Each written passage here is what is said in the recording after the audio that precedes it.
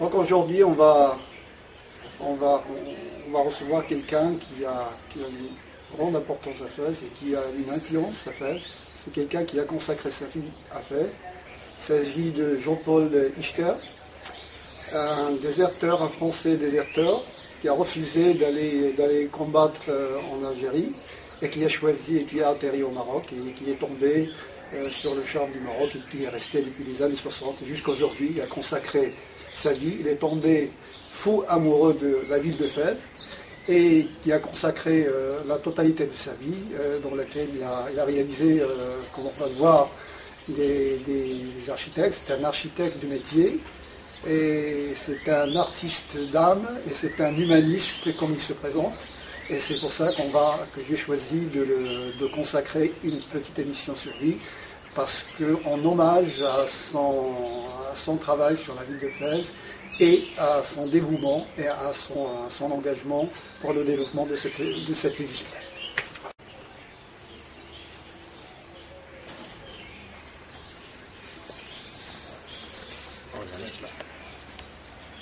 Allez, à votre service.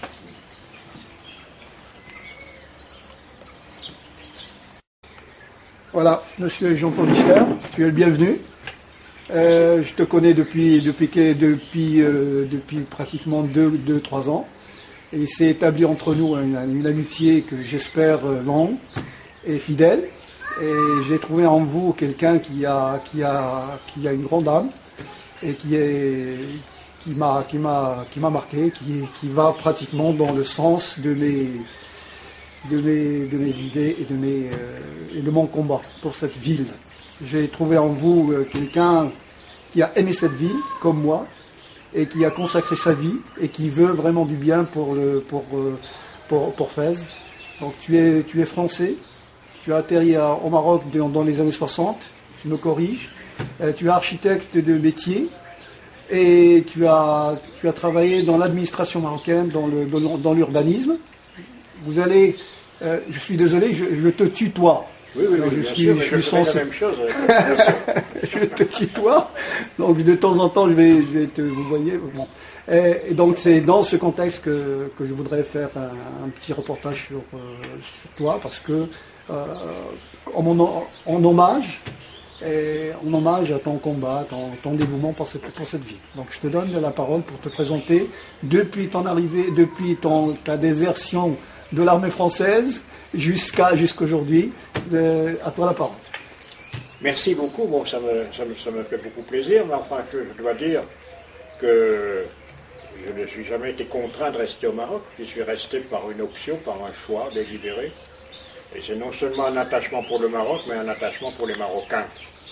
Puisque j'ai beaucoup sympathisé dès le départ avec les gens qui m'entouraient et que j'allais rencontrer. Et je suis arrivé ici, non pas pour une désertion, mais pour une insoumission, puisque j'ai refusé de faire la guerre en Algérie.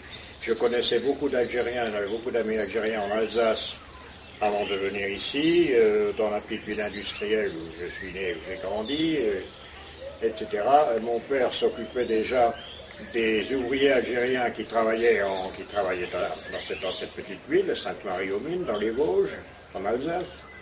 Et ces gens sont devenus mes amis par la force des choses. On était ensemble, on vivait ensemble et c'était assez sympathique.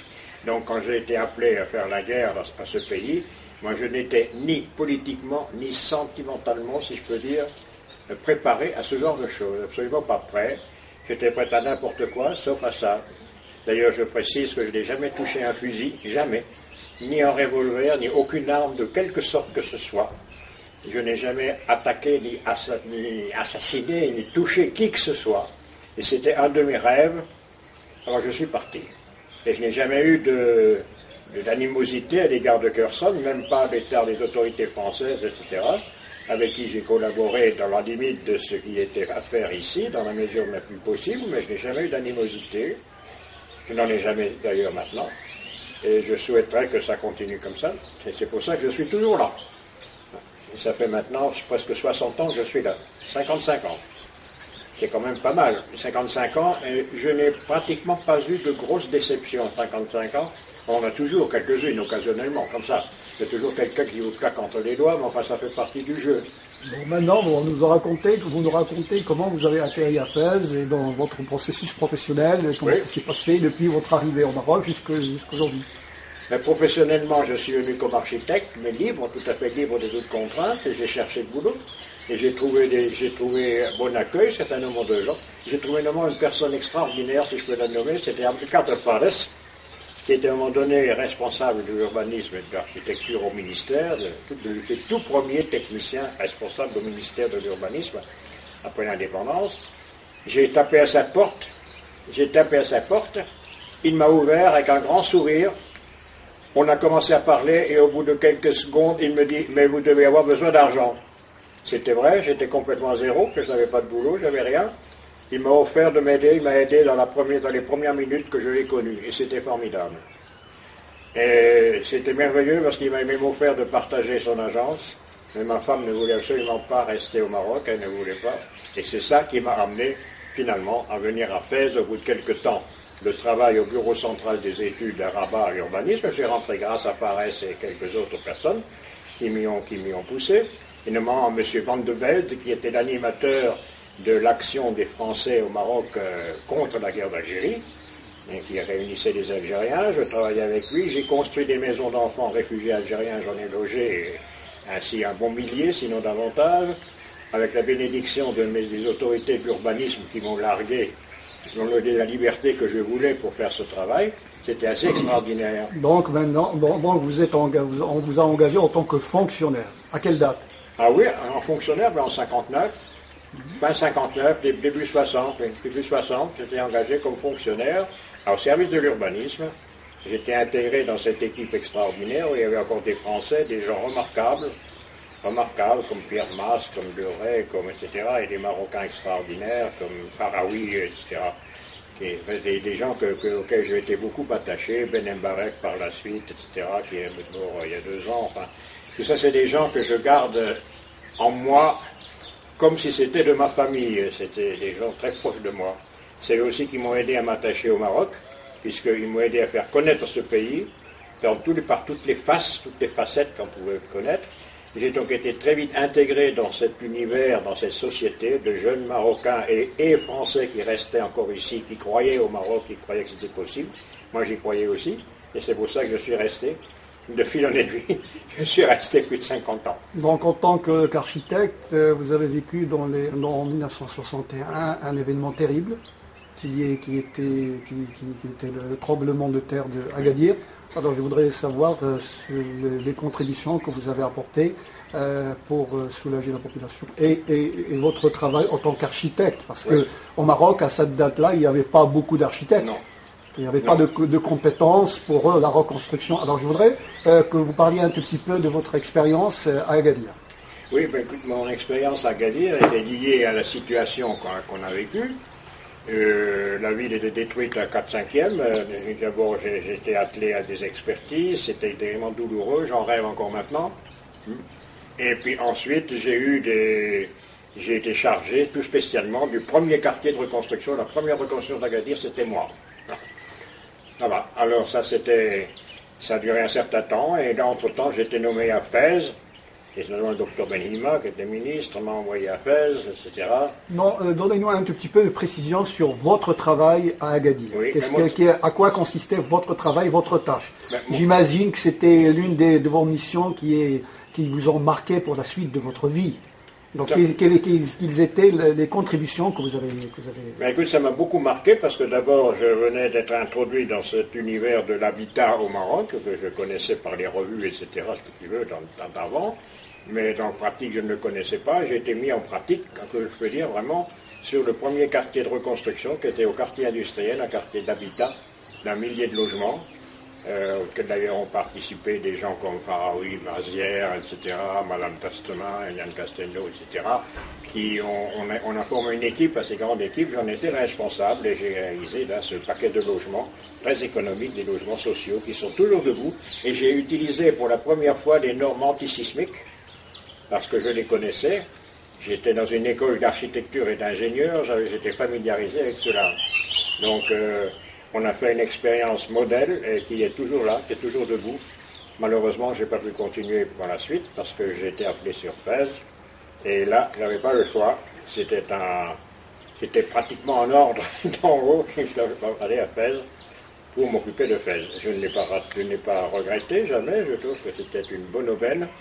Ça m'a guéri d'Agadir, qui m'a beaucoup impressionné et qui m'a poursuivi pendant très longtemps dans mon esprit. C'était une chose épouvantable dont on ne pouvait pas se détacher. Voilà. Donc vous dépendiez à cette époque-là du ministère d'Habitat. C'était le ministère de l'Urbanisme et de l'Habitat. Donc je voudrais savoir les les compétences qui existaient à cette époque-là. Oui, les gens qui m'ont marqué, c'était assez simple. C'était d'abord un des chefs de service, c'était Faraoui, Abslem Faraoui, était le premier que j'ai connu il m'a donné dès le départ un énorme sourire qui m'a suivi toute ma vie. Nous sommes restés des amis extraordinaires. Puis il a été suivi par Mourad Ben Mbarek. Les deux, malheureusement, sont décédés dans les dernières 2 années. Et ça me fait un grand vide, puis c'est des gens que je voyais souvent et on entend parler souvent. Nous étions très liés et ce qu'on a fait finalement par la suite, c'était fait en parfaite symbiose entre nous. Ça, c'était les 2 premiers. Il y avait aussi encore des Français qui restaient, et Pierre Mas, qui était chef du service de l'urbanisme, un bonhomme extraordinaire de vitalité, qui n'avait rien à voir avec la bande Mas du protectorat, ça n'a rien à voir du tout.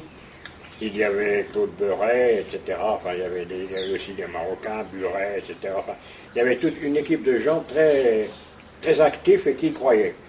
On y croyait, on travaillait le jour et de nuit, quoi.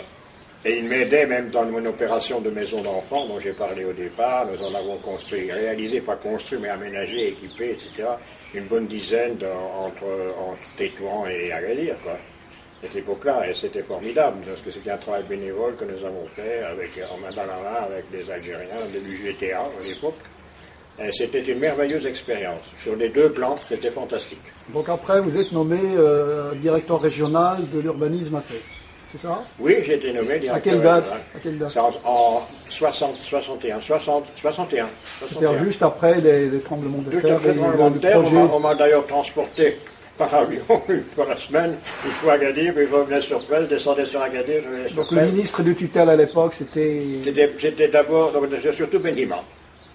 Benima qui était d'abord le responsable de la reconstruction de l'Europe, qui était nommé ministre des Travaux publics, et à ce titre-là, surtout, j'ai beaucoup collaboré avec lui.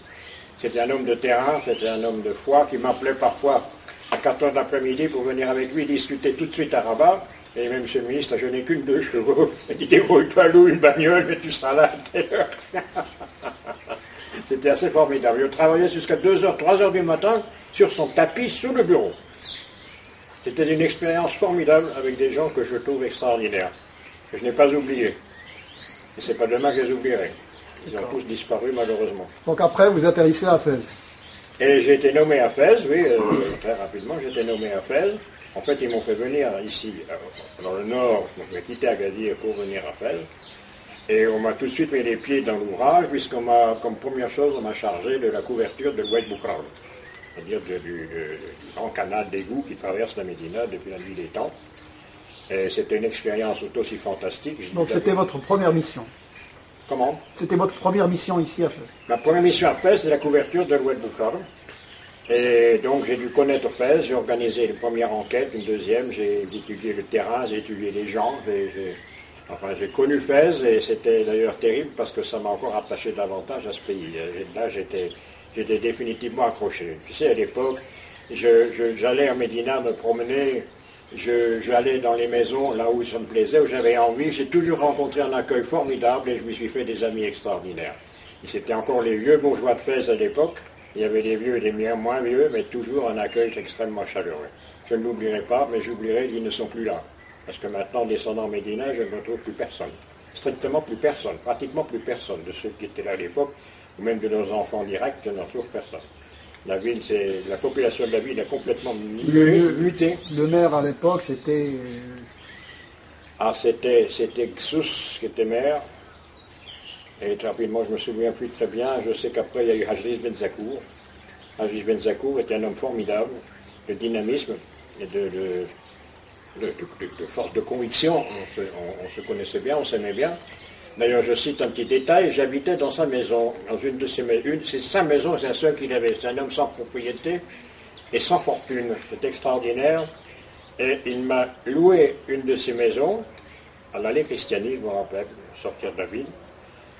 Et je lui proposais d'ajuster les loyers, il n'a jamais voulu. Il n'a jamais voulu une augmentation de loyer d'un seul centime. Il a laissé le loyer comme il était pendant 15 ans. J'habitais là-dedans pendant 15 ans. C'est moi qui, de temps en temps, faisais un appoint volontaire. C'est quand même à citer, parce que c'est pas dans l'habitude des gens de Fès, je m'excuse. Donc le projet de l'OED, il a duré combien de temps ça... Ah ben, ça a duré 3 ans. Ah bon. Parce qu'il fallait tout inventer, il fallait tout créer, etc. Et il y avait encore je crois qu'il était là au ministère, c'était je ne me souviens plus comment ça me reviendra tout à l'heure, Dioury, qui avait fait voter d'ailleurs les crédits des années avant. Les crédits étaient votés 10 ans, 15 ans avant, et après on s'est attelé à faire ce projet. Et ce projet, malheureusement, n'a pas été achevé. Ça a été arrêté bêtement, moi j'ai dit bêtement, parce qu'on n'a pas continué, et ça a été repris récemment, et à mon avis, dans un esprit de catastrophe. Et à l'époque, il y avait combien d'architectes à Fès? Il y en avait 3. Un vieux français boiteux, un autre très rigide. C'était des Français. Hein? C'était des Français, oui, aucun Marocain. Et puis Magnin, c'était un type à certain âge, mais très, très actif, et avec son fils, qui malheureusement qui était architecte aussi, s'est tué en voiture un jour. Donc c'était uniquement des Français, il n'y avait pas de Marocains à l'époque? Non, à l'époque, il n'y avait pas de Marocains, rien. On les préparait, on essayait de les envoyer dans les écoles, etc. On faisait l'impossible, parce qu'il n'y avait vraiment pas de clivage d'esprit. Pour les architectes français qui étaient là, les 2-3 qui étaient là, ben, on était tous d'accord pour développer la profession en milieu marocain au plus possible et favoriser les jeunes quand ils venaient. Et ça s'est fait, mais progressivement, très lentement. Ben Mbarak était un des premiers, mais il était à Rabat. Déjà, Faraoui déjà aussi était venu en même temps que De Mazières, qui sont venus tous les deux de Paris. De Mazières a travaillé aussi au Rabat, au service à Rabat. Et on a formé une espèce de confraternité assez sympathique entre les uns et les autres. Il n'y avait vraiment aucune espèce de friction, de distinction entre nous. C'est-à-dire quand même. Hein. Actuellement, c'est plus tellement le cas. Les jeunes sont beaucoup plus voraces, beaucoup plus... On parlera par la suite. On parlera par la suite de ce qui existe maintenant. Si tu veux. Alors, par la suite, il y aura le projet de plan d'aménagement de Fès avec l'étude géotechnique. Parlez-nous un petit peu de ce projet, de l'étude géotechnique, parce que, à ma connaissance, dans l'administration marocaine, on ne connaît pas beaucoup ce projet, on ne connaît pas beaucoup cette étude-là, qui est très importante, dans laquelle il y a énormément de détails techniques. Ben, voilà ce qui s'est passé en fait, c'est que moi j'étais d'abord, comme tous les gens de l'urbanisme, on était d'abord braqués sur Agadir, sur la reconstruction d'Agadir. On était focalisés là-dessus. Et on a pu en fait s'intéresser vraiment au Maroc au bout de 2 ans, 3 ans que j'étais là. Et là, j'ai commencé moi-même par demander d'études géotechniques, parce que moi j'ai une formation très architecte et technique à l'École nationale d'ingénieurs de Strasbourg. Et j'avais une très bonne formation technique à côté de ma formation d'architecte. C'est pour ça que j'ai introduit les normes. J'ai oublié que vous êtes membre de l'Académie française de l'architecture. Oui, j'ai été nommé bien des années plus tard. C'est-à-dire à quelle date? Oh, il y a une quinzaine d'années. J'ai été nommé membre de l'Académie d'architecture de France à Paris, oui. Ce qui m'a beaucoup honoré, je ne dis pas, c'est quand même formidable. Mais je n'ai pas été rejeté par la France par mon geste de refus. Mais on a compris que je puisse refuser ce genre de guerre. Et ça a très bien passé par la suite. Donc vous n'étiez plus le déserteur qui a refusé de servir le drapeau national. Ça c'était les premiers temps. Non, moi j'ai simplement refusé de faire la guerre. J'ai dit je ne ferai jamais la guerre. Écoute un peu, une petite parenthèse. Moi en Alsace, je n'ai connu que des guerres. Soit je les ai connues directement, soit je les ai connues par mes parents. Tous, ils ont souffert des guerres. Ils ont souffert de la guerre de 70 déjà, mais mon grand-père, etc. Après de la guerre de 14-18, après c'était la guerre de 39-40, après c'était la fin de la guerre de 49-40, moi j'étais directement pris, pas pris activement, mais j'étais pris comme pauvre type, là, j'étais dans ma ville, on s'en faisait envoyer des bombes sur la tête, etc. Bon, puis j'ai vu défiler des milliers de prisonniers bleus et blancs rayés à travers la ville, dans un camp de concentration qui se tenait à un bout, à une extrémité. Tout ça, c'est des expériences très lourdes que j'ai écrit par ailleurs. J'ai écrit une espèce de CV sous forme d'un petit livre que je vais donner à la publication dans les mois qui viennent. Nous, on a fait que connaître la guerre. Tu sais, la guerre et les privations, etc., c'était notre vie. Hein. Alors moi, j'ai absolument refusé ce genre de truc. Mon grand-père avait perdu la parole à la guerre. Un autre, il avait perdu ses enfants, sa part, etc. Donc pour moi, c'était une chose exclue. D'accord, revenons à l'étude géotechnique de Fès. Oui, on a vu les régions. Oui, de Fès. C'était financé par qui là, Comment? C'était financé par qui? Ah, c'était le ministère des Travaux publics, c'était le ministère marocain. Moi, je n'ai affaire à l'UNESCO, et encore, moi, je suis resté à ce moment dans le côté finance, organisation marocaine. L'UNESCO est arrivé bien plus tard. C'était, j'imagine, lié aux classifications de Fès comme patrimoine mondial. Oui, c'est ça. À ce moment-là, ils se sont engagés avec Mbo, qui était un ami de Sa Majesté Hassan II à l'époque. Ils se voyaient assez fréquemment. Et il avait pris en charge donc une partie des études de Fès.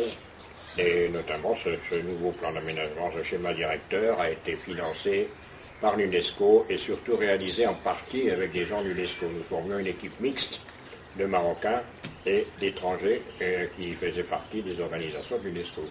C'était très intéressant, c'était passionnant. Pourquoi on ne trouve pas ce document-là? Je sais bien, votre document, je l'ai vu, etc. Pourquoi on ne le trouve pas dans l'administration actuellement? Je n'en sais absolument rien. On a tourné la page, l'administration a tourné la page UNESCO, à mon avis bêtement, parce qu'on a sacrifié un bon capital de connaissances et de savoir-faire qui a été mis en œuvre, préparé pendant ce temps-là. Et tout ça a été négligé, a été abandonné, et on n'en s'en est plus servi. Moi, j'ai des éléments qui me restent, personnels, mais enfin, il n'est rien resté de concret. On a tout recommencé à zéro, les différents plans d'aménagement, d'ailleurs, on recommence chaque fois à zéro, et c'est chaque fois une erreur, parce qu'un plan, c'est pas commencer à zéro, un plan, c'est une continuité de décisions à travers le temps, et qui doivent être cohérentes. Et c'est là qu'on en parlera tout à l'heure, sur les nouveaux plans. D'accord.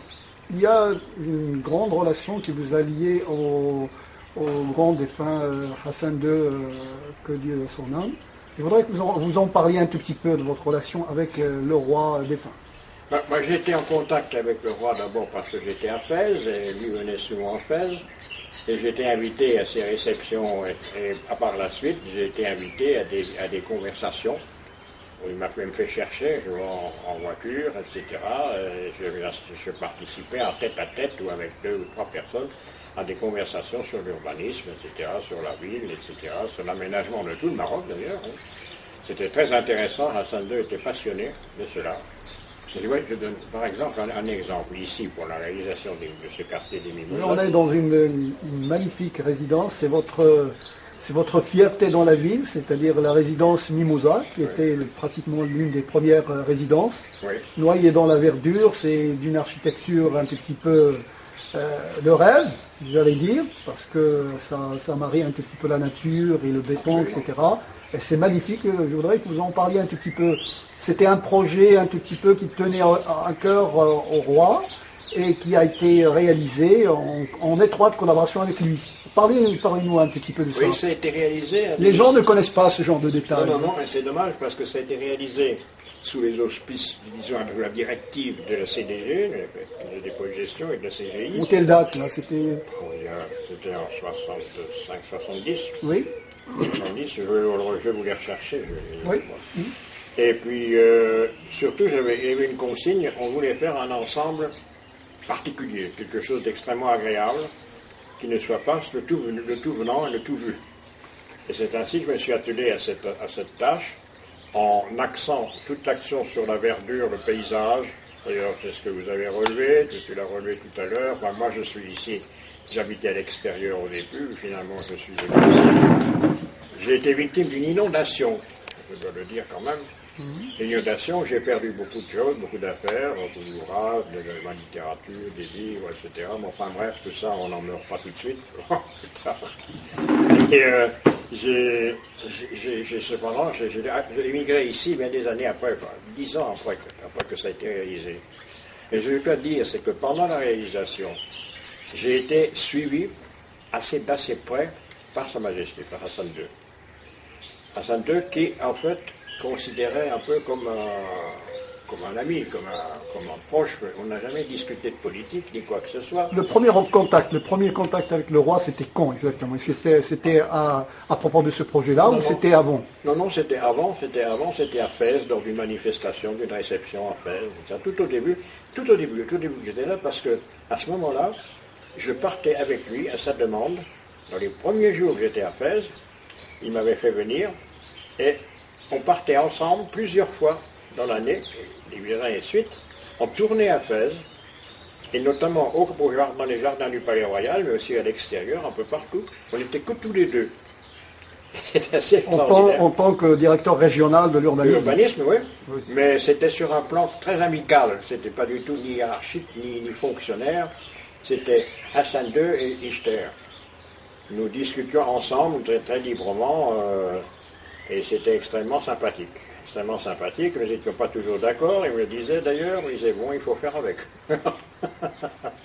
C'était très détendu, je dois dire. Hein.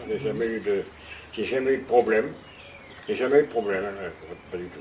J'en ai eu avec un de ses ministres, avec Oufkir. Ça va de soi. Nous n'étions pas tout à fait pour nous entendre. Et puis, bon, enfin, ça s'est arrangé aussi. Il était mon ministre pendant un temps, j'étais ministre de l'Intérieur, moi j'ai passé à l'Intérieur, etc.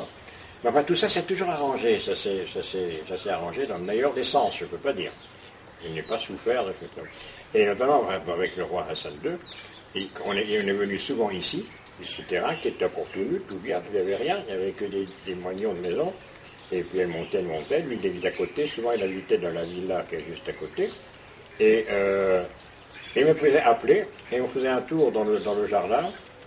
Et puis un jour, il a appris qu'on avait prévu, la Caisse de dépôt et gestion avait prévu même demander un 3e étage. Et là, Hassan II m'a dit, écoutez, je souhaiterais qu'il n'y ait pas de 3e étage. D'abord, ça me gêne dans mon voisinage. Et ensuite, j'estime que ça serait une surcharge, même pour la résidence elle-même. Je préférerais que ça reste à 2 étages. Et nous sommes restés à 2 étages sur rez-de-chaussée. De cette façon-là, et je suis très heureux parce que c'est un calme parfait. Il n'y a pas un bruit la nuit, il n'y a aucun dérangement dans cette résidence. On a une paix, vraiment, on peut dire, royale. C'est extraordinaire.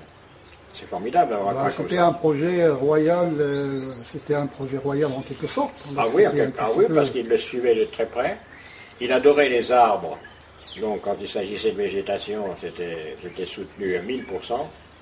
Ça s'est embringué comme ça, d'une façon gentille, sympathique, agréable, et j'en suis très content. C'est une réalisation pour moi assez exemplaire. Maintenant, il méritait d'être un peu rénové, puisqu'au bout de 30 ans, ça commence toujours à... Nous, c'est un peu plus tard, mais enfin déjà, un bâtiment, au bout de 30 ans, parfois, il commence à être un peu essoufflé. Mais enfin, j'espère que ça va se faire, j'espère gagner l'attention de Sa Majesté Mohamed VI un jour, parce que je crois que ce n'est que de là-haut qu'on pourra faire quelque chose. D'accord, donc la relation avec Hassan II, il a duré pratiquement... jusqu'à sa mort. Aucun... Sans interruption jusqu'à sa mort, et je peux dire sans ombre. Quelquefois quelques petites heures, parce que comme il m'a dit, vous avez un caractère très dur. J'ai dit, je suis désolé, mais j'y peux rien, j'ai fait comme ça. Il a dit, mais c'est pas grave, je fais avec. Après, il vient le projet de Moulay Yacoub. Alors, par rien, nous le Moulay Yacoub, oui, c'est aussi un peu Hassan II qui a poussé parce que je l'ai. Et c'était sympathique d'ailleurs, ça s'est très bien passé. J'ai eu tous les moyens qu'il fallait en matière d'études, en matière de collaboration extérieure, de spécialistes, etc. On a eu absolument tout ce qu'on voulait, et tu as vu l'ensemble, il est quand même assez beau, c'est un très bel ensemble, très vaste, malheureusement sous-employé. C'est souvent le cas au Maroc, c'est bien dommage, on avait tout prévu, tout était préparé, et c'est sous-employé, et j'en suis très triste. C'est comme Sidi Razem, on pourra en parler tout à l'heure, mais c'est une calamité, c'est complètement sous-employé. Inemployé, c'est une des plus belles œuvres architecturales de l'époque dans le monde, puisque Sidi Razem est de Zévaco, architecte, a été diffusée dans le monde entier comme une des réussites de l'époque. Et malheureusement, on ne s'en sert pas, quoi. On ne s'en sert pas, on n'en fait rien. C'est une question de volonté, c'est pas une question de moyens.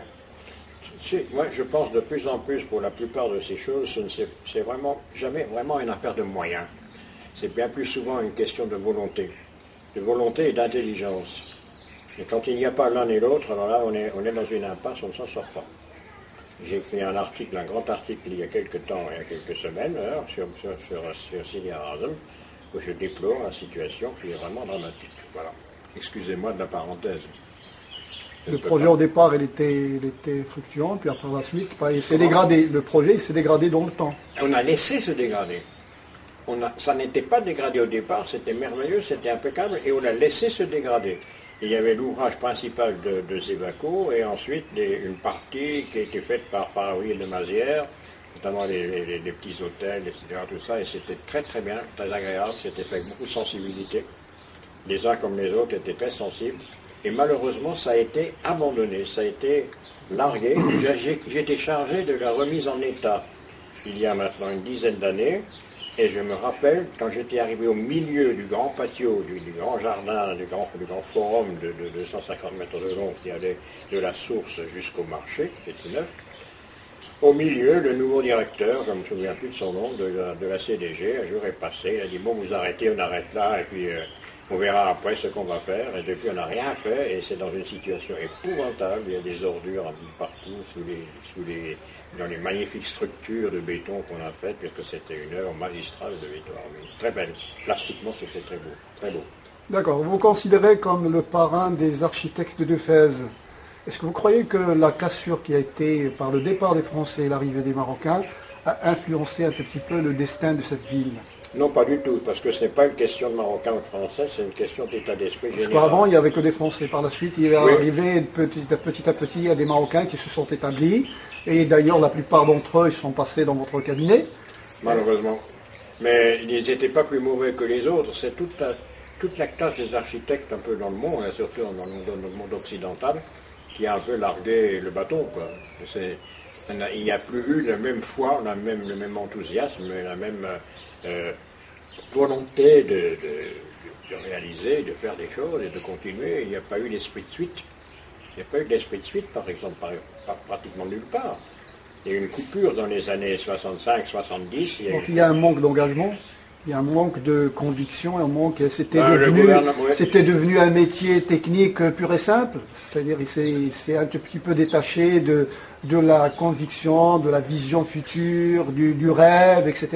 Oui, c'est devenu cela. Je crois que c'est une affaire de génération, mais aussi de formation reçue. Donc ça nous amène de parler de l'architecture, de votre vision. Comment vous voyez l'architecture, surtout dans une ville comme la ville de Fès, qui est un patrimoine mondial, qui a été classée comme étant la troisième ville au monde, après Jérusalem, après Rome et Fès.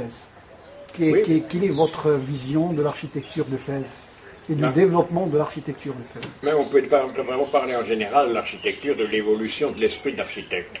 Et ça s'est beaucoup dégradé. D'ailleurs, ça s'est dégradé au profit d'une architecture plus spéculative. On construit beaucoup plus aujourd'hui pour gagner de l'argent qu'on ne construisait dans le temps. Dans le temps, on construisait beaucoup pour le plaisir de réaliser quelque chose. Sévaco est mort pauvre et pratiquement démuni. Il a surtout travaillé, il a travaillé beaucoup. Il n'a pas réalisé beaucoup, mais travaillé beaucoup, etc. Tous ces gens que j'ai bien connus n'ont pas fait de fortune dans le temps. Et au contraire, alors aujourd'hui, on court un peu après la fortune, beaucoup plus qu'à travers, je dirais, à travers la qualité et le plaisir de faire quelque chose de qualité, la fierté d'une réalisation de qualité. C'est devenu un peu la systématisation, on pratique des modèles, etc. Et on ne tient pas beaucoup à la qualité au niveau de ce qui est le meilleur qu'on peut produire. Il n'y a qu'à voir un peu partout, c'est n'importe quoi, c'est n'importe comment. Vous croyez que les techniques, ils ont un tout petit peu déshumanisé le métier? C'est une erreur totale. Parce que je vois que vous travaillez toujours crayon à la main. Oui, et on voit de moins en moins des architectes travailler, dessiner à la main avant de passer au logiciel, etc. Moi, je dessine toujours à la main et je travaille chez moi. J'ai dû larguer l'agence parce que je n'arrivais plus à subvenir aux frais. Je travaille moi, chez moi, tout seul. Mon épouse qui me sert de secrétaire et d'adjointe. Et puis, je sous-traite avec des amis. J'ai un associé. Je sous-traite avec des amis à l'extérieur le travail matériel qu'il faut faire. Mais le dessin, la conception, etc., le dessin, je la fais moi-même et je la fais à la main, comme toujours. La technique ne change rien.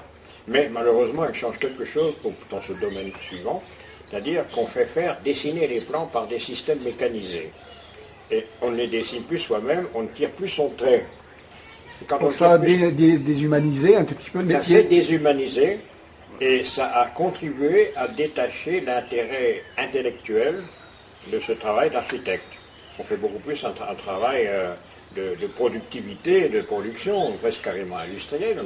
Il n'y a plus cette recherche intellectuelle, du moins très très peu. On fabrique des tas d'immeubles, n'importe quoi, à la va-vite, n'importe comment, quoi. La finition, la finesse que vous voyez chez un Zévaco, j'ai un livre ici que je te prêterai, c'est merveilleux. C'est un rêve, c'est un domaine extraordinaire, c'était ça le domaine de l'architecte. Maintenant, c'est un peu n'importe quoi. Moi, je suis assez horrifié de ce que je vois, parce que je vois les choses d'une façon très dure. Il y a une chose que je regrette beaucoup, c'est qu'on continue à bâtir sur des plans, le plan d'urbanisme d'abord, de la ville, comme au XVIIIe siècle, au XVIIe siècle. Enfin, on continue à bâtir le long des rues comme si on roulait en charrette là, dans la rue, quoi. On a oublié qu'on roule en voiture et parfois très vite, qu'il y a une grosse circulation, qu'il y a du bruit, qu'il y a de la pollution. On a oublié qu'on peut habiter autrement. Regarde ça, par exemple, ici. Je n'ai pas une rue qui traverse, je n'ai que des rues qui amènent les habitants à leur petit garage ou à leur petit coin de répit. Tu n'entends rien. On n'a pas entendu une voiture depuis qu'on est là. Oui, c'est vrai. La nuit, c'est pareil, on n'entend rien. On les entend très peu parce que la végétation absorbe aussi le son. On n'entend pratiquement rien. Personne ne traverse ici pour aller d'ici à Bensuda ou ailleurs. On ne traverse pas. On entre, je n'ai pas fait de sortie de traverser. On pénètre, et puis pour partir, il faut sortir.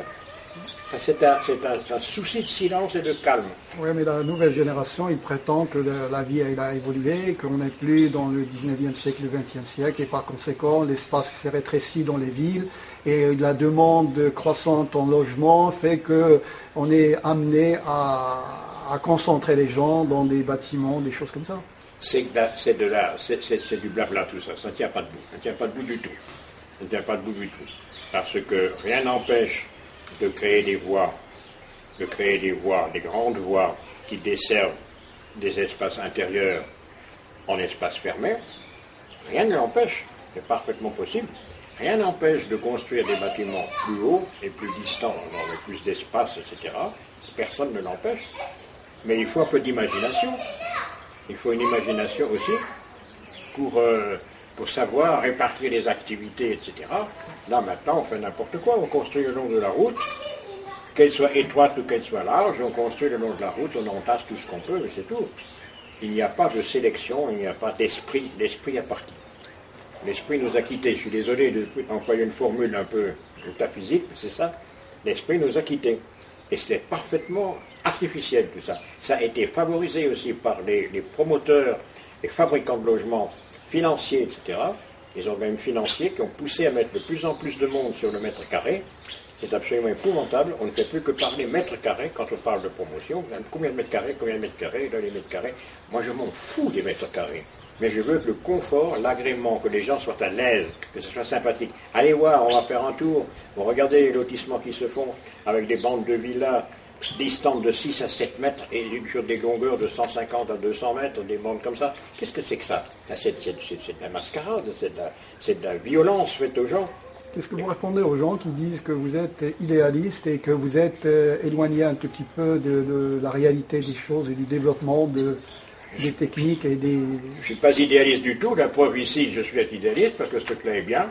Mais je peux très bien faire la même chose ailleurs. Je peux densifier davantage, on peut faire mieux, on peut faire des tas d'autres choses. C'est pas péjoratif d'être idéaliste, hein, parce qu'il faut rêver, il faut, etc. Il faut avoir un idéal. Il faut avoir un idéal pour avancer. Hein. Écoute, mon Donc ami, idéaliste, c'est pas tout à fait... Si nous, architectes, on n'a plus d'idéal, si on n'a plus de capacité de rêve, ben, il faut rentrer chez soi. Hein.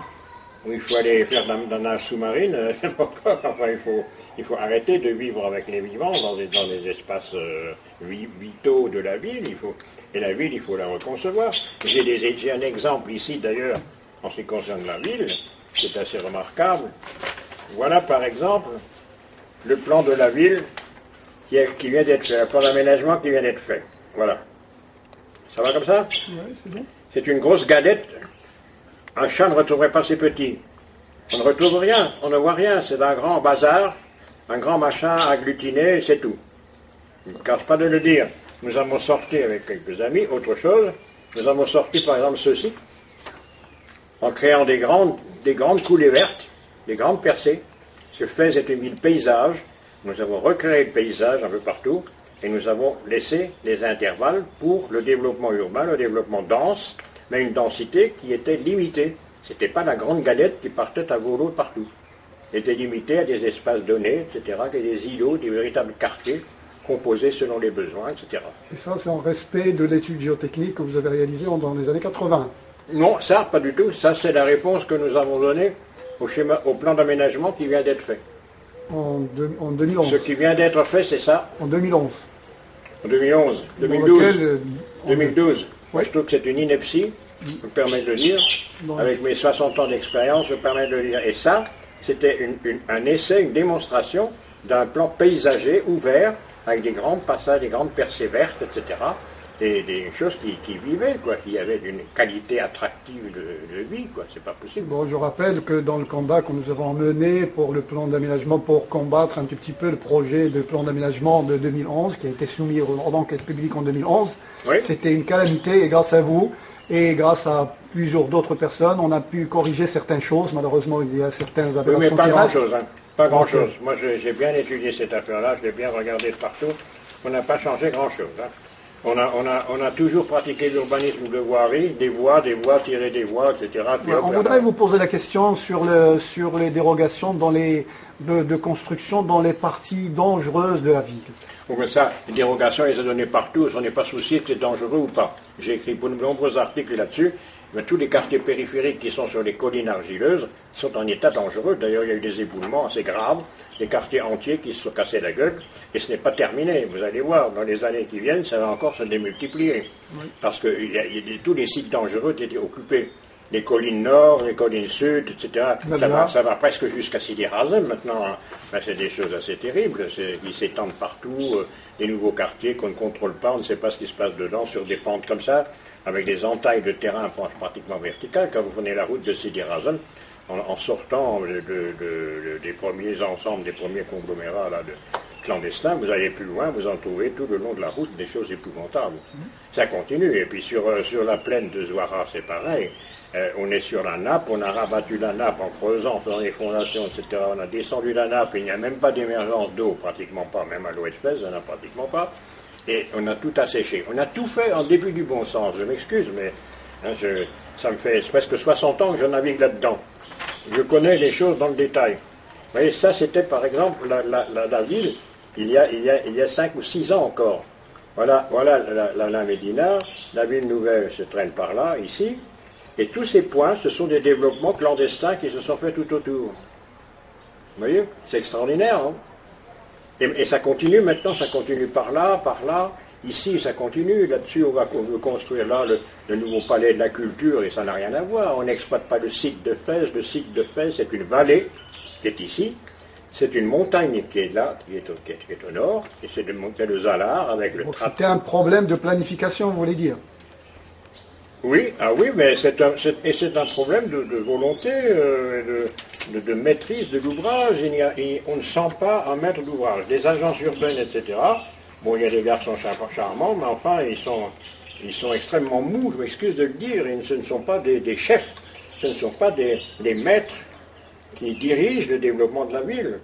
Ils le subissent plus qu'autre chose. On ne peut plus rien faire de sérieux, on est bras bridés, on est limités, et eux, ils n'inventent rien, ils ne donnent pas un chemin à suivre, ils n'indiquent rien. J'ose l'affirmer en public devant n'importe qui, je peux le démontrer. C'est vraiment c'est incroyable, on sort des principes qui n'existent pas. On est plus nombreux que jamais. Il y a 30 personnes à l'agence urbaine ou quelque chose comme ça. Des architectes, il y en a moins une vingtaine. Je ne vois pas ce qu'ils sortent. On n'arrive même pas à discuter avec eux. Tu demandes un rendez-vous, tu ne l'as jamais, ou pratiquement jamais. Et quand tu l'as, c'est pour dire brasser du vent. Il n'y a pas d'une volonté, il n'y a rien à suivre, il n'y a rien quoi on peut s'accrocher, s'attacher. Ouais, bah c'est l'âme rebelle que j'ai aimé en vous, parce que je te connaissais pas avant le projet du plan d'aménagement, et lors du plan d'aménagement, le projet qui a été soumis, l'aberration qui a été soumise à Fès, etc. J'ai vu votre engagement dans ce sens-là. Je voudrais, en 2 mots, que vous nous parliez un tout petit peu, en bref, de vos grands chantiers ici à Fès. Les grands chantiers que vous avez réalisés à Fès. Oui, à part Sidi Al-Azam, à part Moulay Yacoub, à part Bokhrarab, qu'est-ce que vous avez fait d'autre? Oui, en toute petite parenthèse, je dois dire quand même qu'une chose qui manque complètement aux nouvelles équipes et aux jeunes, ils n'ont pas le sens de la concertation, ils n'ont pas le sens de la consultation, ils n'ont pas du tout le sens du dialogue. Il n'y a aucun dialogue entre les gens de Fès, même les architectes, même les experts, ou qui vous voulez, et la bande de gens qui sont responsables de l'agence urbaine. Il n'y a aucun dialogue possible. On ne peut pas parler. Ils ont oublié qu'un plan d'aménagement, ce n'est pas l'affaire d'un groupe de techniciens, c'est l'affaire de la population en entier. La population doit être consultée, elle doit lui parler, lui dire ce qui se passe, ce qui arrive, etc., ce qu'on doit faire, et elle doit prendre son avis. On ne doit pas traiter ça comme ça par-dessus la jambe, et dire nous on sort des décrets, on sort des machins. Les Marocains, ce n'est pas des moutons, je m'excuse, tels que je les connais, ce n'est pas vrai. On peut obtenir beaucoup de choses, mais si on les enferme dans une cage, hélas, ils ne peuvent pas en sortir. C'est le cas de Bensouda. Vous avez vu de Bensouda, ce que c'est devenu et partout. Et tous ces quartiers périphériques, c'est épouvantable. Vous ferez un tour, on verra. Bon, bref, j'ai terminé ma parenthèse, mais c'est très important. La deuxième, et c'est important dans le sens de la démocratie. Je suis un démocrate profond, c'est pour ça que je suis venu ici, je ne suis pas venu autrement. Et il n'y a plus un brin de démocratie dans ce travail des plans d'aménagement. On traite ça d'en haut, tout est fait d'en haut, on fait ça comme ça, on ne demande ton avis à personne. Donc vous croyez qu'il y a une dictature administrative? Il y a une dictature administrative, tout à fait, tout à fait, et souvent par les très jeunes, et peut-être n'était pas toujours voulu d'en haut, mais le résultat de la situation. Une dictature évidente. Vous voyez, comme les administrative, vous voulez dire administrative, oui. Oui, ceci explique cela. Il n'y a pas une dictature morale, sinon je ne serais plus là. Bon. Et celle-là, elle n'y est pas. Mais il y a une dictature administrative qui est vraiment terrible, qui a tout foutu en l'air et qui continue à tout foutre en l'air. Je vais sortir un livre là-dessus avec des mirages et des croquis sur le devenir de Fès. Je ne suis pas encore assagi. À 86 ans, vous travaillez toujours d'une manière dynamique. C'est quoi le secret là? Moi toujours, moi je n'arrête pas, j'ai continué en quelque chose à écrire. J'ai fait un article. Il n'y a pas de retraite pour un architecte. Comment? Il n'y a pas de retraite pour l'architecte. Ah non, moi j'en ai pas. J'ai refusé de prendre une retraite, de souscrire une retraite. J'ai refusé, j'ai dit je travaillerai jusqu'à ce que je crève. Parce que qu'est-ce que je fais avec une retraite avec les mains croisées et regarder le soleil passer? Je ne peux pas. Ou bien je suis dans la mêlée, je suis dedans, ou bien je ne suis plus là. Maintenant, vous m'avez posé une question, là, sur ce que j'ai fait. Je n'ai jamais couru après le boulot en grosse quantité. Hein. J'ai préféré faire quelque chose très chouette, très bien réussi. Ça, j'y tenais beaucoup. Notamment on a parlé de Moulay Yacoub, par exemple, les termes de Moulay Yacoub. C'est une chose qui est très réussie. Je ne sais pas jusqu'à quand ça va tenir le coup, ça va être encore touché, modifié, transformé, dégradé, mais ça, c'était une réussite. Il y a également son hôtel qui est déjà dégradé. Ils ont trouvé moyen, avec des gens de là-bas, d'accoler contre cet hôtel qui était une maison du Rif, tout simplement, coulant sur la montagne. Ils ont trouvé moyen de lui accoler contre 2 volumes cubiques gigantesques, tout blancs. Mais pourquoi, une question que je pose toujours, c'est pourquoi on amorce un grand projet, puis après par la suite il y a une cassure et ça s'arrête, ça se dégrade dans le temps, et il n'y a pas de développement, il n'y a pas de valorisation des sites? C'est une chose difficilement compréhensible si ce n'est par l'esprit de lucre. C'est-à-dire les gens qui se suivent les précédents veulent gagner de l'argent. On veut gagner de l'argent, on veut faire le plus possible, on veut s'introduire dans le système, etc. Et puis on en fait une affaire de rentabilité. Il n'y a plus de souci de qualité. Là j'ai des exemples, je peux les montrer, je vais les sortir dans mon livre. C'est extraordinaire. C'est à ne pas faire. Je vois ce qu'ils ont fait sur les hôtels de Moulay Yacoub, c'est absolument incroyable. Incroyable. Moi je n'y vais plus parce que j'ai l'estomac qui se revulse. Et puis ça va être pareil un jour avec des termes en bas, on va dire ouais, ça marche pas, il n'y a pas assez de monde, etc. Alors on va changer, on va démolir une partie, on va tout transformer. Quand on avait tout fait avec beaucoup de minutie, beaucoup d'attention, ça c'est terrible. Si ça ne marche pas, c'est parce qu'on ne fait pas ce qu'il faut pour le faire marcher, c'est tout. Parce qu'on ne prend pas les moyens, les mesures qu'il faut. On ne les prend pas. On a oublié de parler des problèmes de planification. Vous étiez un tout petit peu victime de ce problème. Ah, bien parce entendu. que vous avez subi l'effet d'une inondation qui a pratiquement dévasté toute votre propriété. Il a pratiquement démoli tous vos biens. Parlez-nous un tout petit peu de ça. C'était un problème de planification. J'imagine que les bâtiments ne devaient pas être là, où on devait faire des choses pour qu'il n'y ait pas d'inondation sur ce Ah ben sur la route d'Imouzer, la route de Sefour, c'est évident. On a prévu et prêché depuis combien de temps la réalisation de ce barrage protecteur avec une évacuation vers l'est, etc. Et ça n'a pas été fait. Et de ce fait, on a été inondé. Je n'étais pas le seul, moi encore je suis vivant, mais il y a eu une quinzaine de victimes qui ont laissé leur vie. C'était pire que ça. C'était en date, c'était en 1900... En 1978, oui. Et ça continue toujours. Hein. Les inondations, ça continue toujours. Mais ça continue toujours. On n'a pas pris à corps et à cœur ce problème de l'inondation, le problème de la nappe de Fès. Fès est un problème d'eau. J'ai écrit un long texte là-dessus, c'est un problème d'eau. Il y a beaucoup d'eau sur Fès, il faut savoir la canaliser, l'utiliser et pas en faire n'importe quoi. La nappe, elle est descendue. Le fait de creuser des puits n'importe comment, la nappe est descendue en dessous des niveaux du niveau normal, elle ne peut plus émerger. Si on a fait des tas d'études là-dessus, on a passé un temps fou. Voilà, par exemple, la Médina est là, la ville nouvelle est là, puis Ain Kadous est là-haut, ici, bon.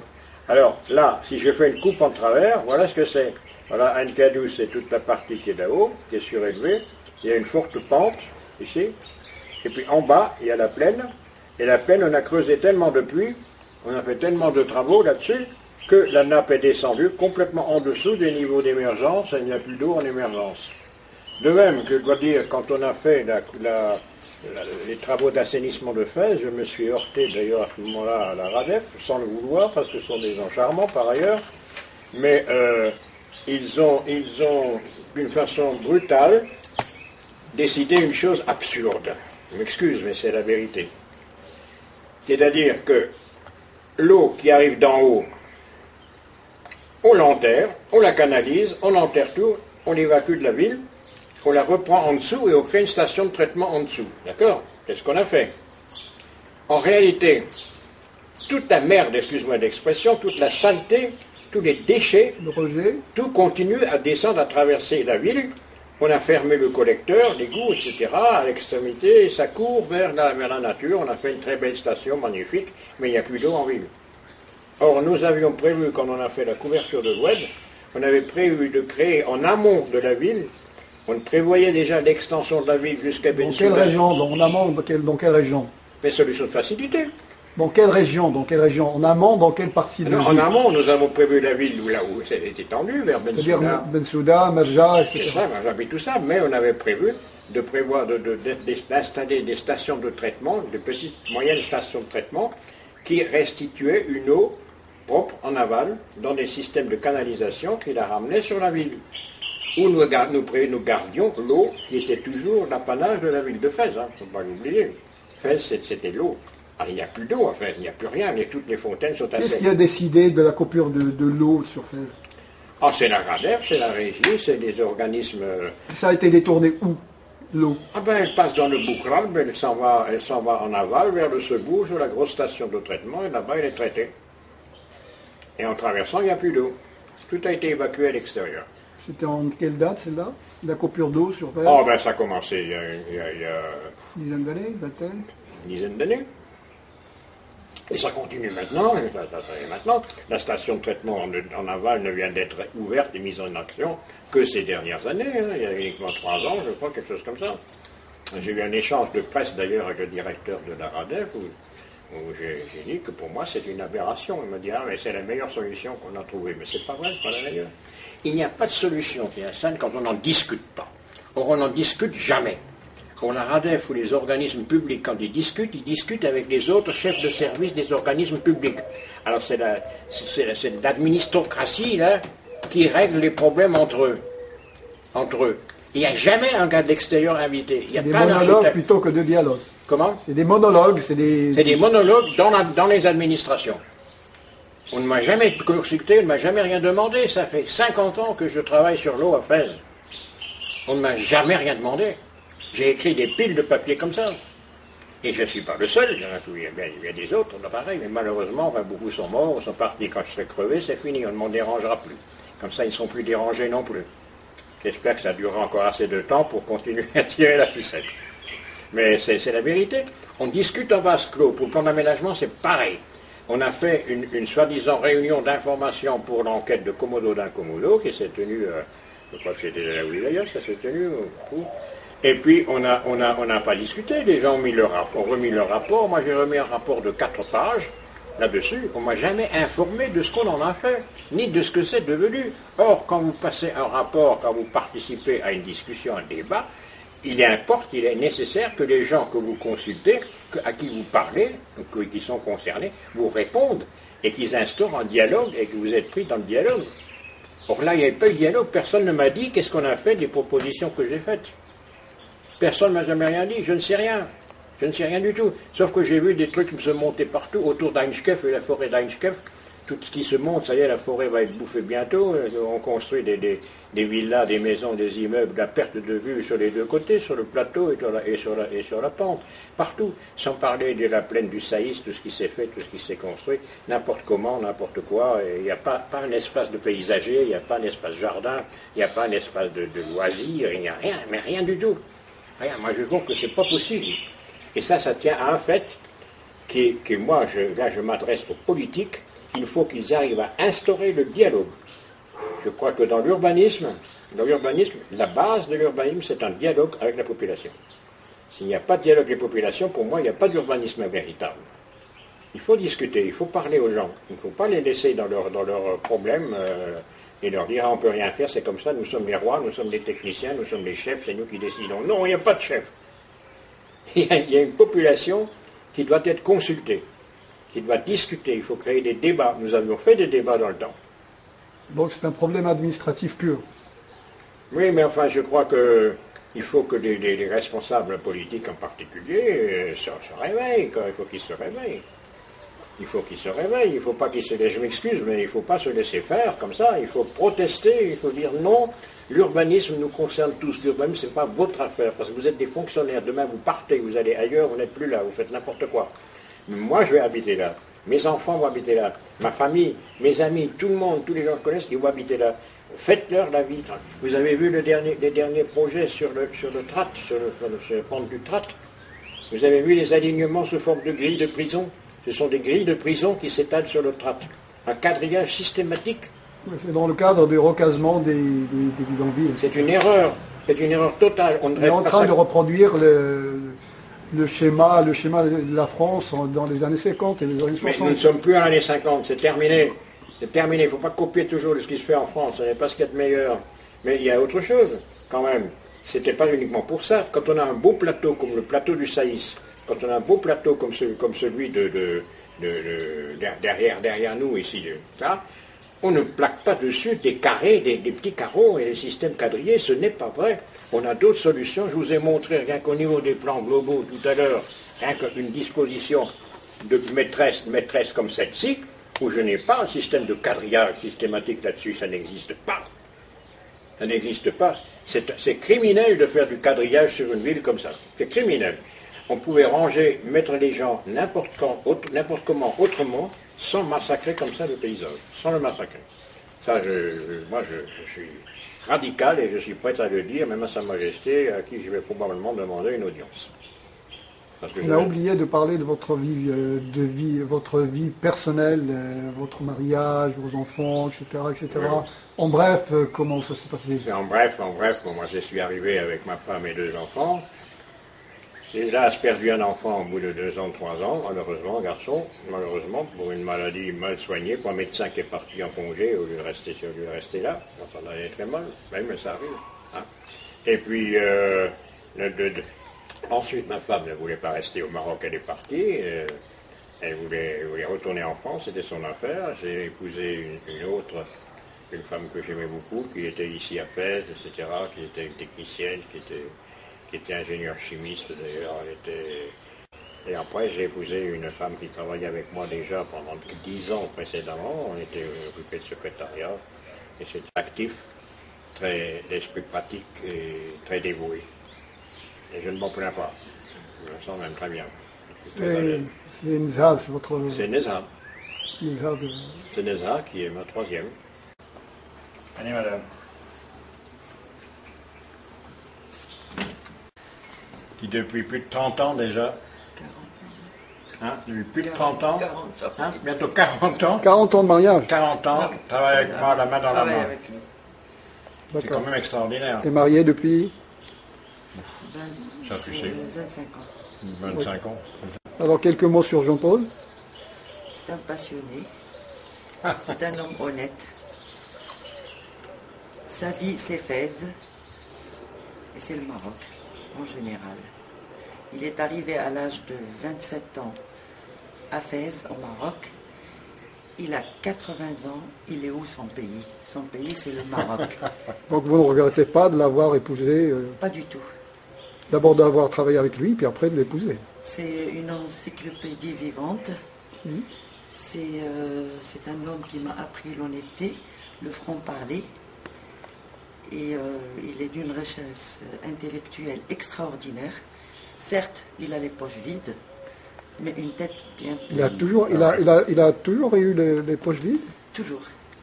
Ça n'a jamais été vraiment Lui, sa aussi. richesse, Pourtant, c'est un architecte C'est qui est Fès. connu. Hein. il a de toujours renommée. pas- C'est rare qu'on trouve des gens comme lui, malheureusement. Des gens authentiques. Eh ben, c'est Moi, ce que je souhaite, un témoignage ce rare. que je souhaite, c'est qu'il vit ce qui lui reste à vivre avec dignité dans son pays qui est le Maroc. Merci. Voilà le résultat de notre cohabitation. Hein. C'est pas si mal.